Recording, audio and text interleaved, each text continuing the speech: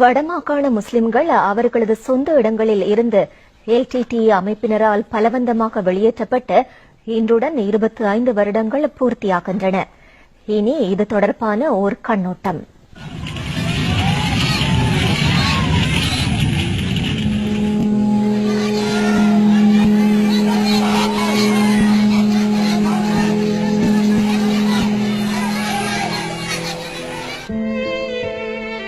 இது ஒரு இரத்தத்தாலும் கண்ணீராலும் எழுதப்பட்ட சோக வரலாற்று நிகழ்வு. கருப்பு அக்டோபர் 1990 ஆண்டு அக்டோபர் மாதம் 30ஆம் தேதி இன்று போல ஒரு தினத்தில் வடக்கில் வாழ்ந்த 1 லட்சத்திற்கும் மேற்பட்ட முஸ்லிம்களை விடுதலை புலிகள் இன சுத்திகரிப்பு செய்தனர். தமிழ் தேசியம் பேசி தமிழ் தனித்துவம் காக்க போராடும் அமைப்பாக காட்டிக்கொண்டு LTTயினர் தமது பயங்கரவாத முகத்தை முஸ்லிம்களிடம் காட்டினார்கள்.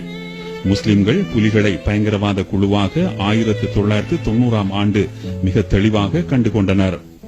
LTTயினர் முஸ்லிம் வியாபாரிகளை கடத்தினார்கள். பல இளைஞர்களை கடத்தி கொலை செய்தனர்.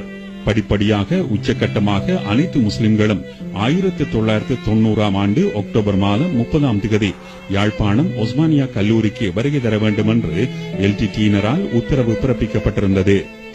வடபகுதி முஸ்லிம்களுக்கு 2 மணித்தியால குறுகிய கால அவகாசமே கொடுக்கப்பட்டிருந்தது. பின்னர் அவர்கள் தம்முடன் 500 ரூபாய் மட்டும் எடுத்துச் செல்ல அனுமதிக்கப்பட்டனர். வடமாகாணத்தின் அனைத்து முஸ்லிம்களும் அனைத்தையும் கைவிட்டு உடுதுணிகளோடு மாத்திரம் வெளியேற்றப்பட்டனர். இதற்கு முன்னர் மன்னார், வவுனியா, முல்லைத்தீவு, கிளிநொச்சி மாவட்ட முஸ்லிம்கள் புலிகளால் துரத்தப்பட்டிருந்தனர். LTTE தலைவர் வேலுப்பிள்ளை பிரபாகரனின் உத்தரவுக்கமைய இது இடம்பெற்றது. முஸ்லிம்களின் அனைத்து சொத்துக்களையும் LTTயினர் கொள்ளையிட்டனர். இச்சம்பவத்தை வரலாறு பெரும் கொள்ளை சம்பவங்களில் ஒன்றாக பதிவு செய்துள்ளது. முஸ்லிம்களின் பல கோடி ரூபாய் சொத்துக்களை சொற்ப நேரத்தில் LTTயினர் அபகரித்துக் கொண்டனர். முஸ்லிம்களின் வீடுகள், பாடசாலைகள், மஸ்ஜிதுகள், வியாபார ஸ்தலங்கள் என அனைத்தும் ஆக்கிரமிக்கப்பட்டன. யாழ்ப்பாண முஸ்லிம்கள் வெளியேற்றப்பட முன்னர் பல இளைஞர்கள் புலிகளால் கடத்தப்பட்டனர். அதனைத் தொடர்ந்து வியாபாரிகள், சமூக தலைவர்கள் கடத்தப்பட்டனர். பின்னர் முஸ்லிம்கள் வாழ்ந்த பகுதிகளை நோக்கி புலிகள் ஷெல் தாக்குதலை மேற்கொண்டனர். இறுதியாக எஞ்சியுள்ளவர்கள் ஆயுத முனையில் வெளியேற்றப்பட்டனர். அடுத்த வேளை உணவுக்கு வழியில்லாமல் தெற்கு பிரதேசம் நோக்கி செய்வதறியாமல் திக்கு திணறியவர்களாக அப்பாவி முஸ்லிம்கள் வெளியேற்றப்பட்டார்கள். புத்தளம் பிரதேசத்தில் அநேகமானோர் அடைக்கலம் தேட ஏனையோர் நாட்டின் 4 புறமும் சிதறிச் சென்று குடியேறினார்கள்.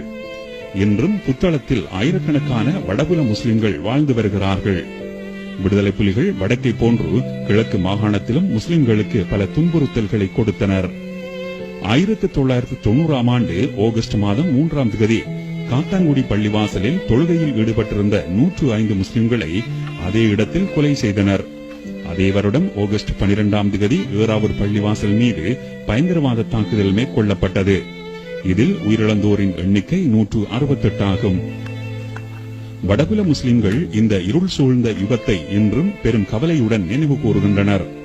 இந்த வரலாற்று சோக நிகழ்வு தமிழர் போராட்டத்தில் ஒரு கரைபடிந்த அத்தியாயத்தை தோற்றுவித்தது என்பதில் ஐயமில்லை.